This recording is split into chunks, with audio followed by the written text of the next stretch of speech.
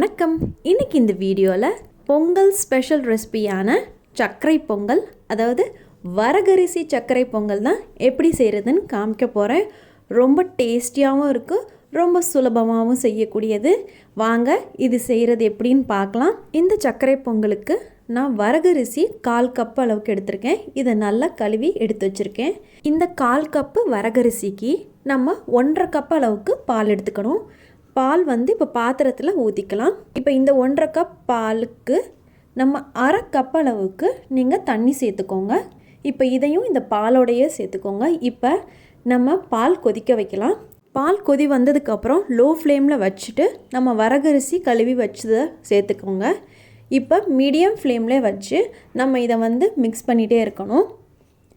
நல்லா இது மாதிரி நம்ம பாத்திரத்துலேயே பால் 1/2 கப்பும் 1/2 கப் அளவுக்கு தண்ணி சேர்த்து இது மாதிரி வேக வச்சோன்னா ரொம்ப சுவையாக இருக்கும். உங்களுக்கு இன்னும் ரொம்ப சுலபமாக வேலை முடியணுன்னா குக்கரில் ஒரே ஒரு விசில் விட்டு நீங்கள் வரகரிசியை வேக வச்சுக்கலாம். அதே அளவு பாலும் தண்ணி இதே அளவே ஊற்றி நீங்கள் குக்கரில் கூட வேக வச்சுக்கலாம். இப்போ பாருங்கள், நல்லா பொங்கல் திக்காக வந்துட்டுருக்கு. இப்போ இது மாதிரி திக்காக இருக்கிறப்ப லோ ஃப்ளேமில் வச்சு நம்ம வெல்லம் நல்லா பொடியாக இது மாதிரி வெல்லம் எடுத்து வச்சுக்கோங்க.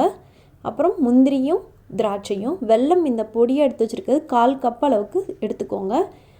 1/4 கப்பு வரகரிசிக்கு நான் 1/4 கப் அளவுக்கு வெல்லம் எடுத்திருக்கேன். நல்லா பொடியாக இருக்க வெல்லம் எடுத்திருக்கேன். இப்போ இதில் சேர்த்து நல்லா மிக்ஸ் பண்ணிக்கோங்க. இப்போ பாருங்கள், பொங்கலோட பதம் வெல்லம் போட்டு நல்லா மிக்ஸ் பண்ணதுக்கப்புறம் ரொம்ப தண்ணியாக இல்லாமல் கரெக்டாக இருக்குது. இந்த அளவுக்கு நீங்கள் மெஷர்மெண்ட்ஸ் எல்லாம் எடுத்து செஞ்சிங்கன்னா ரொம்ப கரெக்டாகவும் இருக்கும், ரொம்ப சீக்கிரமாகவும் செஞ்சு முடிச்சிடலாம். இப்போ இது மாதிரி வெல்லம் சேர்த்ததுக்கப்புறம் 2 ஸ்பூன் அளவுக்கு நெய் சேர்த்துக்கோங்க. இதுலேயே வெல்லம் சேர்த்து நல்லா மிக்ஸ் பண்ணதுக்கப்புறம் நெய் சேர்த்துக்கோங்க. இதை நல்லா லோ ஃப்ளேம்லேயே வச்சு இது மாதிரி மிக்ஸ் பண்ணிட்டுருங்க. வெல்லம் சேர்க்குறதுக்கு முன்னாடியே லோ ஃப்ளேமில் வச்சுருங்க. வெல்லம் நெய் சேர்த்ததுக்கப்புறம் கொஞ்சமாக ஏலக்காய் தூள் இதில் சேர்த்துக்கலாம். ஏலக்காய் தூளும் சேர்த்து நல்லா மிக்ஸ் பண்ணிவிட்டு இந்த பாருங்கள், ரொம்ப சுவையான ரொம்ப சத்தான வரகரிசி சர்க்கரை பொங்கல் ரெடி பண்ணிட்டோம். கடைசியாக தாளிப்பு கரண்டியில் 2 டேபிள் ஸ்பூன் அளவுக்கு நெய் எடுத்துக்கோங்க. இதில் 5-6 முந்திரியும் 5-6 திராட்சையும் சேர்த்து நல்லா இது மாதிரி நெய்யிலேயே நல்லா ஃப்ரை பண்ணியிருக்கோங்க. கடைசியாக நம்ம ரெடி பண்ணி வச்சுருக்க வரகரிசி சர்க்கரை பொங்கலில் நம்ம முந்திரி திராட்சையும் சேர்த்துக்கலாம். பார்க்கவே ரொம்ப சுவையாக இருக்குது.